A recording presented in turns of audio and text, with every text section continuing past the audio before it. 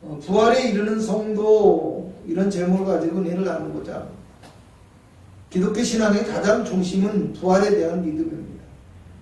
죄로 인해 하나님과의 관계가 끊어지고 죄의 형벌로 인해서 죽을 수밖에 없는 인간을 대신해서 예수 그리스도께서 십자가에 죽으시고 부활하심으로 인해서 그리스도를 믿는 모든 사람이 죄와 사망에서 해방되고 그리스도 안에서 영원한 생명을 얻었다고 이야기합니다. 또 그리스도가 오시는 그날에, 그 마지막 때에는 그리스도와 함께 영원히 죽지 않을 영화로운 몸으로 변화하여 부활에 이르게 될 것입니다. 그리스도와 함께 하나님의 나라에서 영원히 왕노릇하게 될 것이라는 이와 같은 영광스러운 하나님의 약속을 믿는 것이 바로 부활에 대한 믿음이며 복음입니다. 그래서 기독교 신앙을 부인하는 사람들이 가장 많이 비난하고 공격하는 내용의 핵심도 부활이에요. 그런데 오늘 성경을 보니까 그리스도인이라 불려지는 사람들 가운데서도 이 부활을, 또 부활에 대한 믿음을 의심하거나 흔들리고 있는 사람들이 있더라, 이런 말입니다. 사도 바울은요 14절에서 17절에 단호하게 말합니다. 만일 그리스도가 다시 살지 못하셨거나 만일 죽은 자가 다시 살아나는 일이 없으면 우리가 전파하는 것도 헛것이요 너희 믿음도 헛것이며 너희가 여전히 죄 가운데 있을 것이라고 말합니다. 오늘 성경 속에서 말하는 헛되다라는 말은요 어떤 비어있고 무익한 상태, 이런 것을 얘기합니다. 그러니까 부활이 없으면 우리의 믿음과 관련한 모든 것들이 무의미하고 헛일일 수밖에 없다는 뜻이에요. 18절과 19절을 우리 함께 읽어보도록 합니다. 시작. 또한 그리스도 안에서 잠자는 자도 망하였으리니 만일 그리스도 안에서 우리가 바라는 것이 다만 이 세상의 삶뿐이면 모든 사람 가운데 우리가 더욱 불쌍한 자이리라. 여기서 망한다라는 뜻은요 파괴의 뜻을 가지고 있어요. 죽음으로서 삶의 모든 것이 끝나버린다는 말이에요. 그러니까 그리스도를 믿는 신앙이 현실의 삶에 국한된, 현실에 제한된 것이라고 한다면 그리스도를 믿고 죽은 사람이나 지금 믿음을 가지고 살아가는 사람이나 모두 다 실패한 사람들이고요. 그냥 불쌍한 인생이 될 수밖에 없다는 거예요. 오늘 성경 30절에서 32절을 보면요. 사도 바울의 복음을 전하는 삶이 얼마나 고난과 고통의 연속이고 힘든 삶이었는지를 그대로 보여주고 있어요. 그래서 사도 바울이 뭐라고 하냐면 부활의 소망이 만약 없다면 나의 고난이 유익이 될 수 없다. 부활의 소망이 만약 없다면 차라리 먹고 마시는 인생을 살았을 것이다. 이렇게 고백하고 있고 오늘 본문 앞에요 1절에서 12절의 내용에는요 부활하신 주님을 만났던 부활의 증인들에 대해서 이야기를 하고 있어요. 그래서 베드로 또 주님의 이 대표적인 제자들 12제자들 500의 형제들 그리고 바울에게까지 이 부활의 주님이 보이셨다라고 얘기를 해요. 그리고 오늘 성경에 또 20절 이하를 보면요 그리스도가 부활의 첫 열매가 되셨다고 해요. 부활의 첫 번째 열매가 되심으로 그리스도 안에서 모든 사람이 그러니까 그리스도 안에 있는 모든 사람이 부활에 이르게 될 것이라고 말씀합니다. 그런데 수많은 사람들이요 앞에 얘기했듯이 부활의 신앙을 부정하고 때로는 믿음의 사람들마저 흔들리는 이 부활의 신앙에 대해서 흔들리는 모습을 보이는 이유가 도대체 무엇일까요? 여러분 33절에서 34절을 우리가 또 함께 읽어보도록 합니다. 시작. 속지 말라. 악한 동무들은 선한 행실을 더럽히나니 깨어 의를 행하고 죄를 짓지 말라.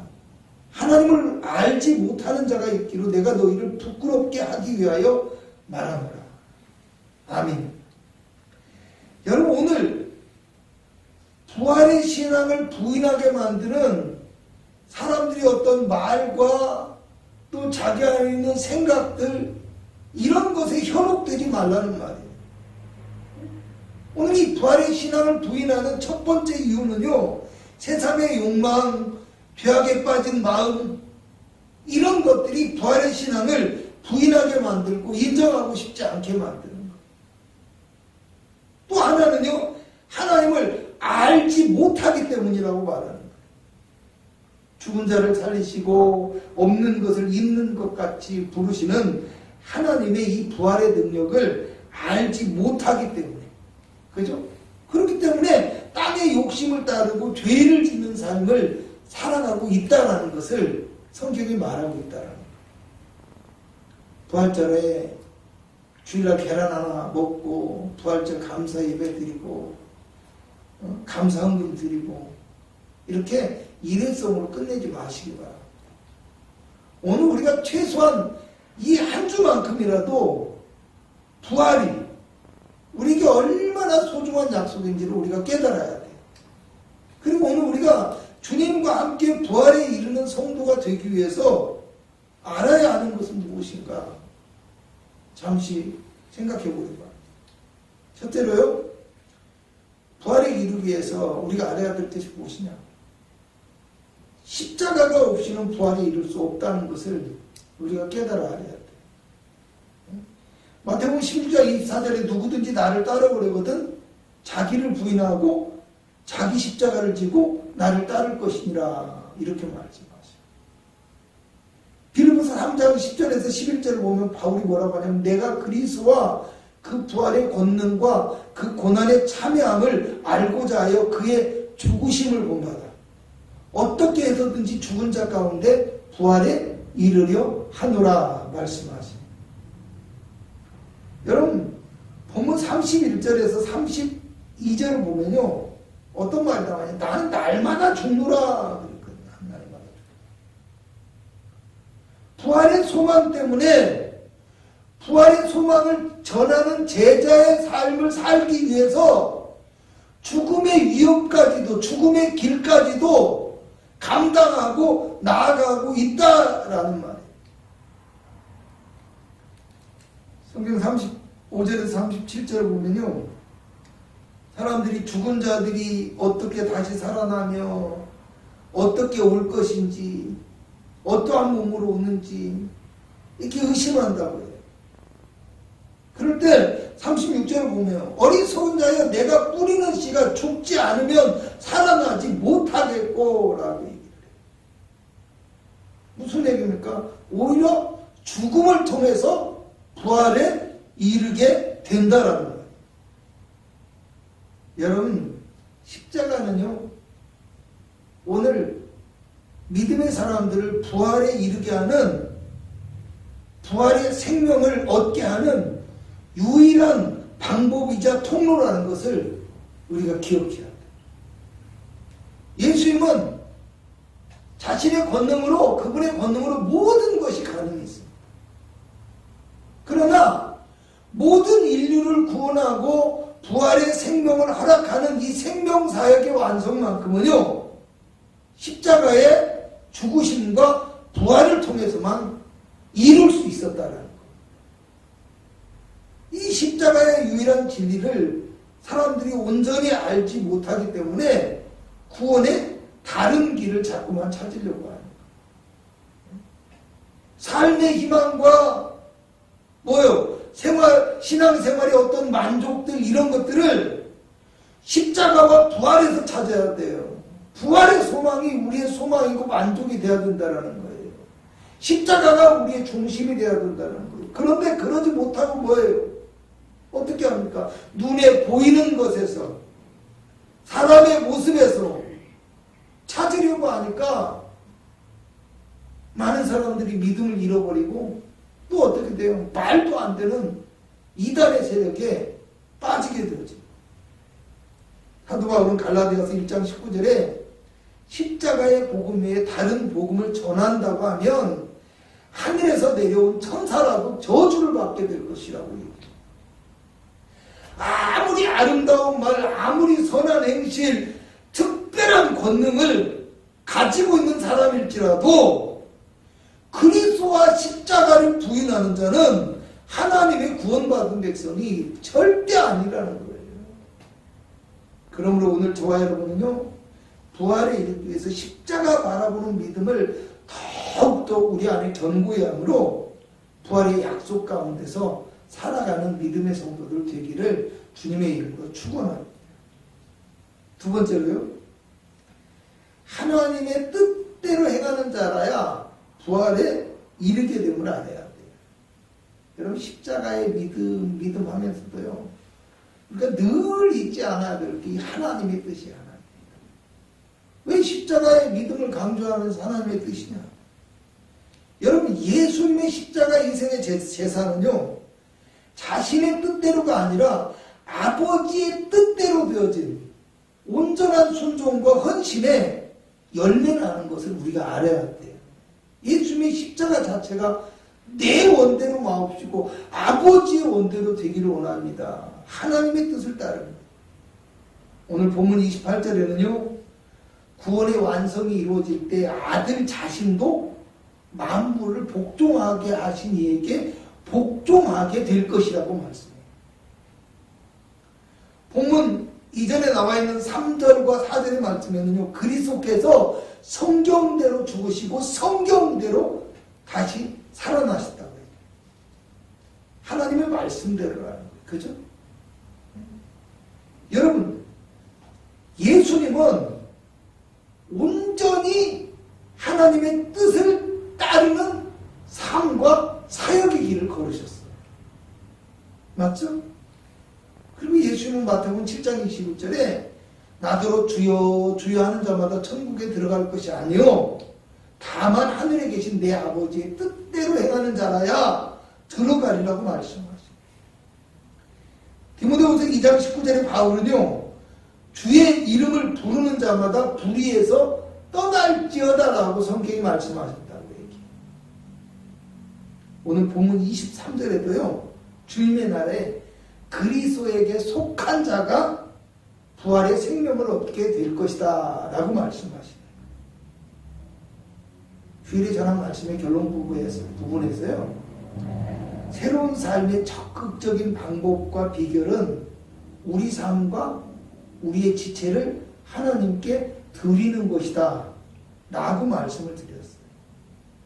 그러므로 저와 여러분은요, 그리스도에게 속하시기 바랍니다. 그래서 하나님의 뜻을 헤아리고 하나님의 말씀에 순종하는 삶을 살아감으로 부활의 큰 능력이 나의 것이 될 수 있는 은혜가 있기를 축원합니다.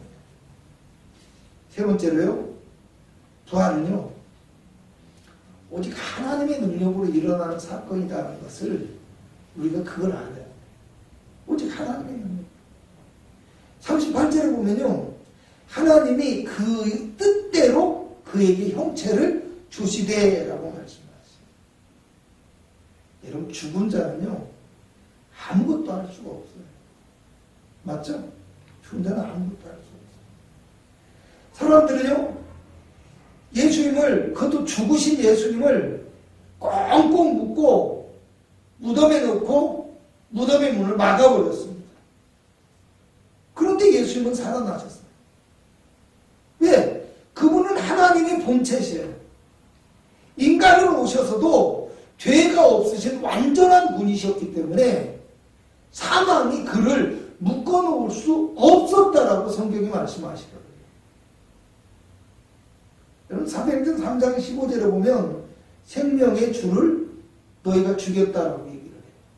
그럼 뭐라고 하냐면, 그러나 하나님이 죽은 자 가운데서 그를 살리셨으니 우리가 그 일의 증인이라 말씀합니다.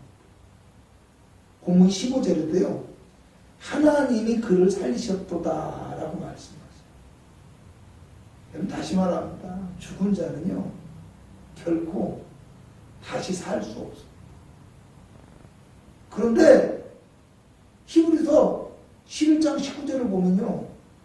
믿음의 조상인 아브라함이 이삭을 하나님께서 제물로 모리아 산에 가서 바치라고 하니까 제물로 바치게 할 때 그가 하나님이 능히 이삭을 죽은 자 가운데서 다시 살리실 줄로 생각하였다고 말합니다. 하나님은 생명의 주인이시라는 거예요. 하나님은 생명을 죽이시기도 하고 살리시기도 하시는 전능하신 하나님이시라는 걸 온전히 믿었기 때문에 그렇잖아요. 죽은 자는 다시 살 수 없지만 하나님은 능히 할 수 있을 것이라고 아브라함은 그 하나님을 확신하고 믿었기 때문에 하나님의 말씀에 어떻게 온전히 순종할 수 있었다는 거예요. 오늘 성경 50절 이하를 보면요. 혈과 육은 하나님의 나라를 이어받을 수 없고 또한 썩는 것은 썩지 아니하는 것을 유업으로 받지 못한다고 합니다. 아까 죽은 자는 결코 살 수 없다고 했잖아요. 우리의 죄된 육체로는요. 결코 구원을 얻을 수 없어요. 그런데 하나님께서 마지막 나팔의 순식간에 우리 죄된 육체 안에 예수 그리스도 안에서 죽은 자들은 썩지 아니함과 죽지 아니함을 입고 뭐요? 구원과 승리의 노래를 하게 되는 그 주님의 날이 있을 것이라고 오늘 성경이 말씀하고 있다. 할렐루야. 그러므로 저와 여러분은요. 하나님이 부활의 생명을 주신다라는 것을 믿으시기 바랍니다. 부활의 생명을 주시는 것은 오직 하나님이시다 라는 것을 믿으시고 온전히 하나님 앞에서 그 부활의 생명을 얻기 위해서 믿음을 지키고 그렇죠? 부활의 능력을 경험하기를 주님의 이름으로 축원합니다. 결론적으로 말씀드리겠습니다. 수많은 그리스도인들이 부활의 날을 보내면서도요 부활을 믿지 못하여서 그래서 인생의 모든 목표가 부활에 있어야 됨에도 불구하고 혈과 육과 눈에 보이는 세상에만 목표를 두고 살아가고 있어요. 2절에 보면요. 너희가 만일 내가 전한 그 말을 굳게 지키고 헛되이 믿지 아니하였으면 그로 말미암아 구원을 받으리라 이렇게 말씀하시죠. 58절에 가면요. 그러므로 내 사랑하는 형제들아 견실하며 흔들리지 말며 항상 주의 일에 더욱 힘쓰는 자들이 되라. 이는 너희 수고가 주 안에서 헛되지 않을 줄을 알미라 말씀하십니다. 믿음을 지키기 힘든 시대를 살아가고 있습니다. 수많은 사람들이 그리스도인의 믿음을 부인하고요. 그리스도인의 믿음을 왜곡하고 서슴지 않고 믿음의 길을 방해하고 흔들 때가 많이 있습니다. 믿음을 가진 사람들조차도요. 삶에서 눈에 보이는 것들로 인해서 마음이 흔들리고 온전한 믿음을 갖지 못하며 살아가고 있는 게 오늘날 우리 교회의 현실입니다. 그러나 오늘 저와 여러분은 주님의 십자가 부활의 능력을 온전히 바라보는 믿음이 되시기를 축원합니다. 그래서 주님이 오시는 그날까지 성경 부활장의 마지막 절에 나온 이야기처럼 견실하며 흔들리지 않고 더욱 주의 일에 힘쓰는 철저한 부활의 신앙과 믿음을 가지고 사시기를 주님의 이름으로 축원합니다. 기도합니다. 하나님